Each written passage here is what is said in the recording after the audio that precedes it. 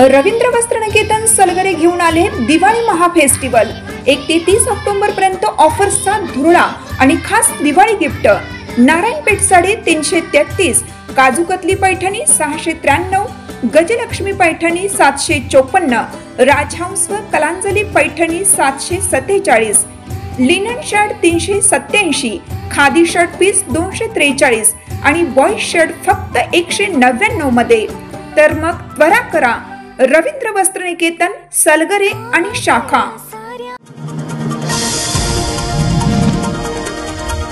राज्यातील 246 नगर परिषदा व 42 नगर पंचायतींच्या निवडणुकांचा कार्यक्रम मंगळवारी जाहीर करण्यात आला। त्यामध्ये जिल्ह्यातील 6 नगरपालिका आणि 2 नगरपंचायतींच्या निवडणुका जाहीर झाल्या आहेत। इस्लामपूर, आष्टा, तासगाव, विटा, जत आणि पलूस नगरपालिका तर शिराळा आणि आटपाडी नगरपंचायतींचा समावेश आहे। नगरपालिका आणि नगरपंचायतींसाठी 2 डिसेंबरला मतदान होणार असून 3 डिसेंबरला मतमोजणी होईल। 10 नोव्हेंबरपासून उमेदवारी अर्ज भरता येणार आहेत। निवडणूक जाहीर झालेल्या क्षेत्रात आचारसंहिता लागू झाली असून राजकीय हालचालींना गती येणार असल्याचं स्पष्ट झालंय। स्थानिक स्वराज्य संस्थांच्या निवडणुका प्रभाग रचना आणि ओबीसी आरक्षणामुळे लांबणीवर पडल्या होत्या, मात्र सर्वोच्च न्यायालयाने निवडणूक आयोगाला फटकारल्याने निवडणुकीची प्रक्रिया सुरू करण्यात आली आहे। जिल्ह्यातील इस्लामपूर, आष्टा, शिराळा, विटा, जत आणि पलूस या 6 नगर परिषदेसाठी तर शिराळा आणि आटपाडी नगरपंचायतीच्या सार्वत्रिक निवडणुकीसाठी गेल्या काही दिवसांपासून तयारी सुरू होती। आता प्रभाग रचना आणि आरक्षण निश्चित झाल्यानंतर राज्य निवडणूक आयोगाने निवडणुकीचा कार्यक्रम जाहीर केला। त्यामुळे जिल्ह्यात स्थानिक स्वराज्य संस्थांच्या निवडणुकीची रणधुमाळी रंगणार असल्याचं स्पष्ट झालंय। नगर परिषद आणि नगरपंचायतीच्या निवडणुकांसाठी उमेदवारी अर्ज दाखल करण्यास 10 नोव्हेंबरपासून सुरुवात होईल। अर्ज दाखल करण्याची अंतिम तारीख 17 नोव्हेंबर असेल। नामनिर्देशन पत्रांची छाननी 18 नोव्हेंबर रोजी होईल। 25 नोव्हेंबरपर्यंत उमेदवारी मागे घेता येतील। मतदान 2 डिसेंबर रोजी सकाळी 7:30 ते सायंकाळी 5:30 पर्यंत मतदानाची वेळ असेल। मतमोजणी सर्व संबंधित ठिकाणी 3 डिसेंबर रोजी सकाळी 10 वाजेपासून सुरू होईल। निकाल जाहीर झाल्यानंतर नगर परिषदा आणि नगरपंचायतींच्या क्षेत्रापुरती आचारसंहिता संपुष्टात येईल। आष्टा येथे परवानगीशिवाय बसवण्यात येणाऱ्या छत्रपती शिवाजी महाराज यांचा अश्वारूढ पुतळा आज जिल्हा प्रशासनाने सांगलीमध्ये रोखलाय। भर दुपारी हा पुतळा रोखल्याने तणावाचं वातावरण निर्माण झालं। दरम्यान राज्य निवडणूक आयोगाकडून निवडणुकीची घोषणा झाल्यानंतर पोलिसांनी सदरचा आष्टातील पुतळा समितीशी संवाद साधला। त्यानंतर त्यांना ताब्यात घेऊन पुतळा पुन्हा मूर्तिकाराकडे सुरक्षित नेण्यात आला। आष्टा येथे छत्रपती शिवाजी महाराजांचा पुतळा उभारण्यावरून गेल्या 2 वर्षांपासून वाद सुरू आहे। पुतळा समितीने लोकवर्गणीतून पुतळा तयार करण्यास सुरुवात केली। पंचधातूंचा अश्वारूढ पुतळ्यासाठी तब्बल 32 लाख रुपयांचा खर्च करण्यात आलाय। या पुतळ्याच्या चबुतरा अद्याप झालेला नाही। तथापि हा पुतळा एका संस्थेच्या नियंत्रणाखाली सुरक्षित ठेवण्यात येणार होता। त्यासाठी आष्ट्यातील नागरिकांनी आज तो पुतळा नेण्यासाठी मिरजेत आले। याबाबतचं पत्रही प्रशासनास दिल्याचं सांगण्यात आलं। दुपारी 1 नंतर हा पुतळा एका टेम्पोतून सांगलीतून आष्ट्याला नेण्यात येत होता। याबाबतची माहिती मिळताच शहर पोलिसांसह आष्टा पोलिसांनी बायपास रस्त्यावर तो टेम्पो रोखला। त्यानंतर आक्रमक नागरिकांनी जोरदार घोषणाबाजी सुरू केली। आष्टा शहर पुतळा समिती आणि आष्टा शहर विकास आघाडीचे कार्याध्यक्ष वैभव शिंदे यांच्या नेतृत्वाखाली जोरदार आंदोलन करण्यात आलं। पुतळा नेल्याशिवाय आम्ही हटणार नाही अशी भूमिका घेण्यात आली। दरम्यान सायंकाळी उशिरापर्यंत हा तणाव होता। यावेळी शहर पोलीस ठाण्याचे निरीक्षक अरुण सुगावकर, निरीक्षक मुकुंद कुलकर्णी, दंगल नियंत्रण पथकाची तुकडी दाखल झाली। आचारसंहिता लागू झाल्याने कायदा सुव्यवस्थेचा प्रश्न निर्माण होऊ नये यासाठी प्रशासनाने आंदोलकांना विनंती केली। त्यानंतर शहर पोलिसांनी आंदोलकांना ताब्यात घेतलं।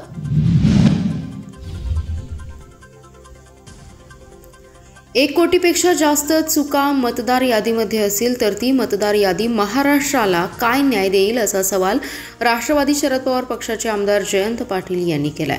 केंद्रीय निवडणूक आयोगाने राज्य निवडणूक आयोगाबद्दल गैरसमज होऊ नये म्हणून आमच्याकडची बरीच माहिती आम्ही दिली नाही असं देखील जयंत पाटलांनी स्पष्ट करत मतदार यादीच्या बाबतीत प्रश्न उपस्थित केलाय। ते सांगलीच्या आष्टा येथे बोलत होते। यावेळी बोलताना जयंत पाटील म्हणाले, राज्य निवडणूक आयोग राज्य सहकार सत्ताधारी पक्षाच्या अखत्यारीतील बाहुले झाले का असा सवाल करत आमचं आंदोलन राज्य निवडणूक आयोगाविरोधात आहे, भाजपा विरोधात नाही। मात्र उत्तर भारतीय जनता पार्टी देते हे आश्चर्य असल्याचं ते म्हणाले. निवडणूक आयोग आणि भारतीय जनता पार्टी जरा तरी अंतर ठेवा. 1 जुलै मतदार यादीचा निवडणूक आयोगाचा हट्ट का? मतदार यादी दुरुस्त करून दुरुस्त झालेल्या याद्या स्वीकारा. 4 नोव्हेंबर किंवा 10 नोव्हेंबरपर्यंतच्या दुरुस्त झालेल्या याद्या स्वीकारण्यास हरकत काय? 10 नोव्हेंबरपर्यंतच्या दुरुस्त झालेल्या याद्या स्वीकारायला कोणी बंदी करतंय का? निवडणूक आयोगाला कोणी सांगितलं आहे का विधानसभा निवडणुकीप्रमाणे निकाल आणायचा आहे, त्यासाठी याच याद्या स्वीकारावे असं कोणी सांगतंय का? उद्देश काय हे निवडणूक आयोग सांगत नसल्याची टीका त्यांनी यावेळी बोलताना केली आहे. सांगली जिल्ह्यातील मिरज तालुक्यातील शिंदेवाडी गावामध्ये मध्यरात्रीच्या सुमारास भीषण अपघात झालाय. स्लिप होऊन ओमनी कार थेट रस्त्याच्या कडेला असलेल्या एका 60 फूट खोल विहिरीत कोसळली. गाडी थेट विहिरीत कोसळल्याने मोठा आवाज झाला. आवाज ऐकून परिसरातील नागरिक जमा झाले. विहिरीत मोठी झाडे असल्याने काही दिसत नव्हते. घटनेची माहिती मिळताच पोलीस दाखल झाले. त्यांनी मदतीसाठी स्पेशल रेस्क्यू फोर्सला पाचारण केलं. विहीर 60 फूट खोल असून विहिरीमध्ये 40 फूट पाणी होतं. यावेळी स्पेशल रेस्क्यू फोर्सने प्रयत्न करून ओमनी कार बाहेर काढली, मात्र चालक त्यात नव्हता. त्यानंतर पुन्हा रेस्क्यू करून चालकाचा मृतदेह बाहेर काढला. या अपघातात चालक स्वप्नील निवास कामेरी मृत झालेला आहे.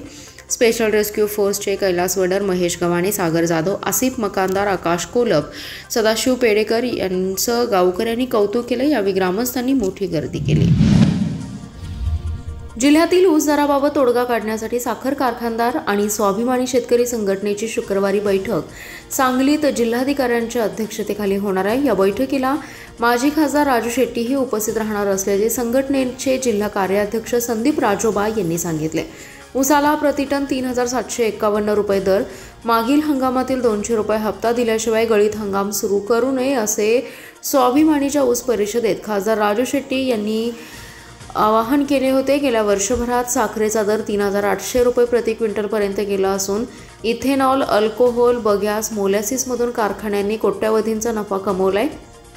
तरी देखील शेतकऱ्यांना न्याय्य दर न मिळणे ही शेतकऱ्यांच्या मेहनतीचा अपमान आहे असं संघटनेने ठामपणे नमूद केले.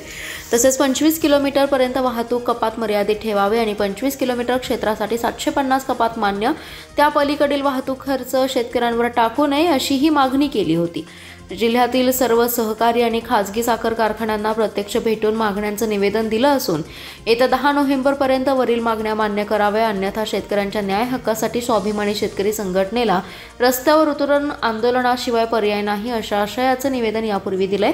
प्रादेशिक सहसंचालकांनी तात्काळ स्वाभिमानी शेतकरी संघटना व साखर कारखानदारांची बैठक 7 नोव्हेंबर रोजी दुपारी 12 वाजता जिल्हाधिकारी काकडे यांच्या अध्यक्षतेखाली जिल्हाधिकारी कार्यालय सांगली येथे आयोजित केली आहे. हॉटेलच्या परिसरात विनापरवाना मद्यपान करून एखाद्याने गुन्हा केल्यास त्याला हॉटेल चालक मालकांना जबाबदार धरलं जाईल असा इशारा पोलीस अधीक्षक संदीप घुगे यांनी मंगळवारी दिलाय. 21 वर्षाखालील व्यक्तीला मद्य विक्री करू नये अशा सूचनाही त्यांनी दिल्या. पोलीस मुख्यालयात हॉटेल चालक मालक खाद्यपेय विक्रेत्यांची बैठक झाली. काही दिवसांपूर्वी विश्रामबाग परिसरातील व्हाईट हाऊस या हॉटेलमध्ये मित्राने मित्राचा खून केला होता. या घटनेच्या पार्श्वभूमीवर पोलीस अधीक्षक घुगे यांनी हॉटेल मालकांची बैठक घेतली. या बैठकीला पोलीस उपअधीक्षक संजय मोरे, प्रणिल गिल्डा, विश्रामबागचे निरीक्षक सुधीर भालेराव, महात्मा गांधी चौकीचे संदीप शिंदे, सांगली शहरचे अरुण सुगावकर, सांगली ग्रामीणचे बहिरू तळेकर यांच्यासह हॉटेल व्यावसायिक उपस्थित होते. बैठकीत खाद्यपेय विक्रेता मालक चालक असोसिएशनचे अध्यक्ष लहू भडेकर, उपाध्यक्ष मिलिंद खिंडाले, सचिव रमेश शेट्टी यांनी व्यावसायिकांसमोरील अडचणी मांडल्या. जिल्ह्यात मद्यपान करून नशेमध्ये खून, मारामारींसह अनेक गंभीर गुन्हे घडतात. या घटना अवैध दारू विक्रीमुळे घडतात. त्यामुळे मद्यविक्री चालक मालकांनी परवाना असल्याशिवाय मद्यविक्री करू नये.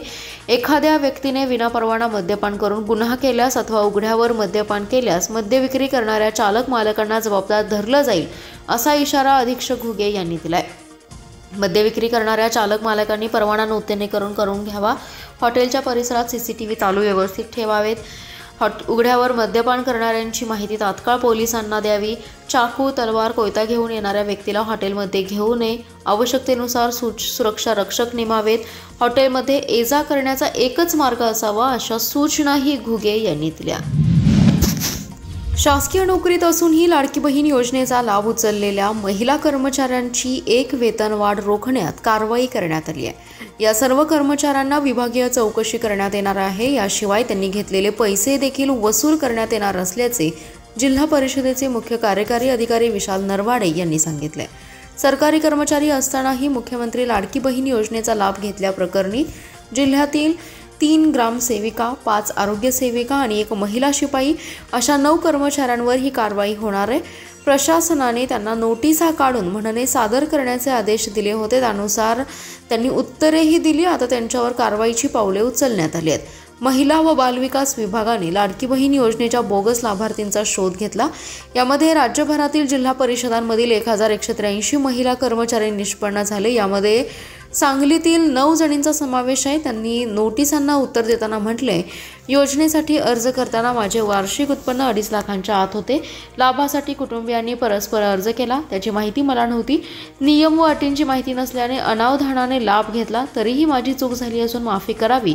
या सर्व महिला कर्मचारी सुशिक्षित असून नियमांची माहिती असतानाही 1500 रुपयांसाठी अर्ज केले। त्यांच्यावर प्रशासकीय कारवाई करावी असे आदेश शासनाने दिले होते। सांगलीतील वॉर्ड क्रमांक 10 मधील बहुचर्चित टिंबर एरिया मार्गाच्या डांबरीकरणास अखेर मुहूर्त लागलाय। या रस्त्याच्या कामाला सुरुवात करण्यात आली आहे, त्यामुळे नागरिकांनी देखील समाधान व्यक्त केले। माजी नगरसेवक जगन्नाथ ठोकळे यांच्या मागणीनुसार आमदार सुधीर गाडगीळ यांनी या रस्त्याच्या डांबरीकरणासाठी सामाजिक न्याय विभागाच्या डॉ. बाबासाहेब आंबेडकर नागरी विकास योजनेअंतर्गत निधी मंजूर करून दिलेला असून प्रत्यक्ष कामास सुरुवात करण्यात आल्याने नागरिकांमधून समाधान व्यक्त होते। सुरू असलेल्या कामास माजी नगरसेवक जगन्नाथ ठोकळे यांनी भेट देऊन पाहणी करून अंदाजपत्रकानुसार काम करण्याची सूचना मक्तेदार यांना दिली। मार्केट यार्ड स्वागत कमान ते कृष्णा यादव घर तसेच जय भीम स्वागत कमान ते राजश्री कॉलनी या दोन्ही रस्त्यांच्या डांबरीकरणास लवकरच सुरुवात करण्यात येणार आहे।